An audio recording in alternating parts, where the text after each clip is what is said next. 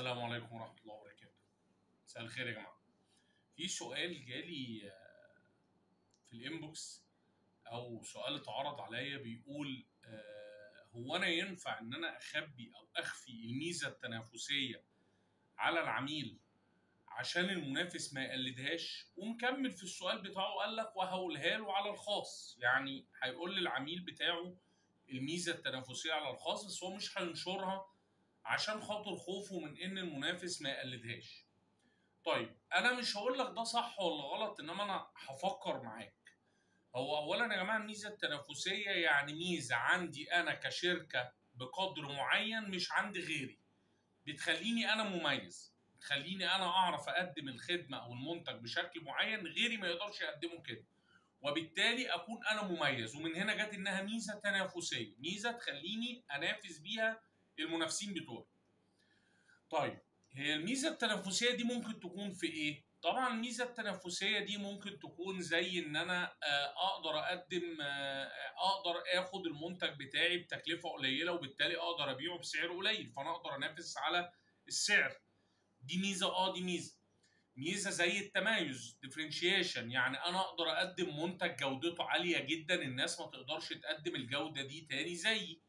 ده ميزه، طبعا دي ميزه زي مرسيدس زي بي ام زي الشركات اللي هي ذات الجوده العاليه. دي ميزه التمايز او يقولوا عليها الديفرنشيشن.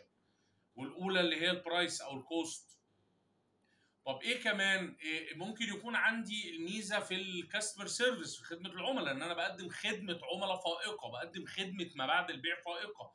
دايما العميل بيلاقيني، دايما بيلاقيني وفي الوقت المناسب، دايما بيلاقيني وبياخد الخدمه بتاعته في وقتها المناسب، ما بتاخرش عليه. الريسبونسفنس عندي عاليه جدا، برد بسرعه جدا، بحل له مشكلته بسرعه جدا. دي ميزه، دي ميزه. هناك بقى العديد كم من المميزات زي التوزيع اللي هو الجيوغرافيك، التوزيع الجغرافي، ان انا اقدر اوصل لك المنتج بسرعه. السرعه في حد ذاتها دي ميزه. انا اقدر اوصل لك منتجك بسرعه. في شركات تقول لك اقدر اوصل لك منتجك خلال 3 ايام عمل. طب ما بالك بقى لو يوم عمل، ما بالك لو ساعتين 3 والمنتج يبقى في ايديك؟ ما دي ميزه. خدمه العملاء دي ميزه، توزيع الجغرافي دي ميزه، الكوست او البرايس ده ميزه، الديفرنشيشن دي ميزه. كم من مميزات ما تعدش بقى ممكن تكون انت بتتميز بيها كميزه تنافسيه.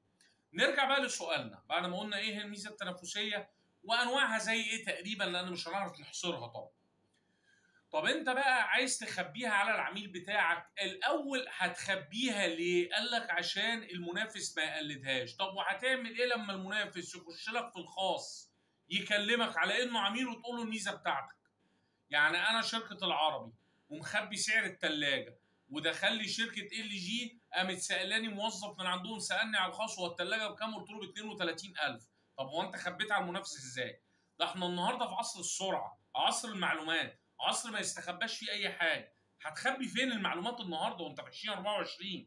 هو في حاجه اسمها النهارده ان المنافس يعرف يخبي معلومه عنه اصلا؟ ده الشركات النهارده بتتيح استخدام بياناتها بمقابل.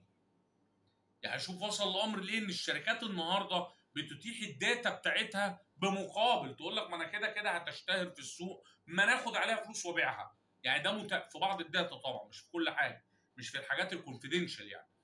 فمقصد الكلام ان سؤالك لو عشان المنافس، فالمنافس هيوصل لك. طيب بتاخد بقى الجزء الثاني من السؤال اللي هو اخبي الميزه التنافسيه واديها لعميل عميل على الخاص.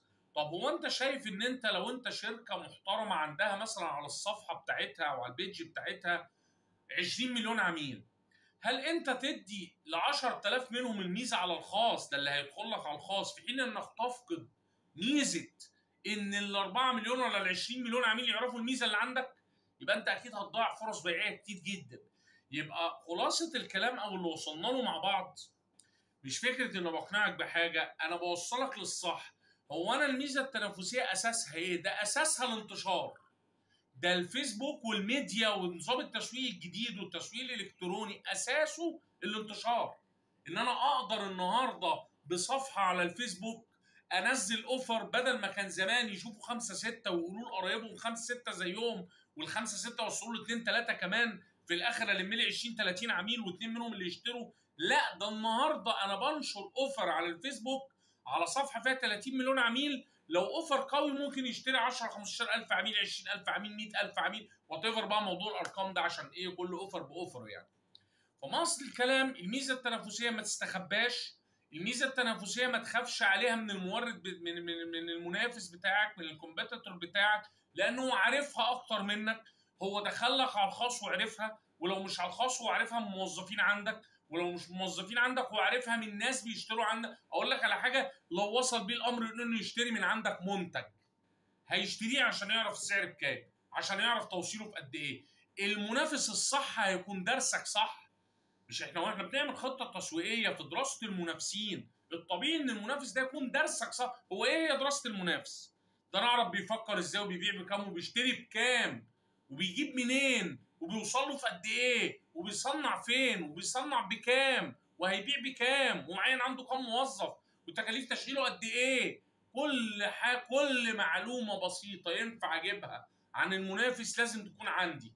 فما تخبيش ميزتك التنافسيه، انشر ميزتك التنافسيه، لان في الاول وفي الاخر هي دي اللي هتميزك، ومش هتستخبى عن المنافس. وما تحرمش نفسك من ان ملايين من الناس يعرفوا الكومبيتيتيف ادفانتج بتاعتك، عشان خاطر حضرتك خايف لا المنافس يعرفها، اللي هو اصلا عارفها وعامل عليها دراسات وقاعد بيشتغل عليها بقاله شهرين ثلاثه.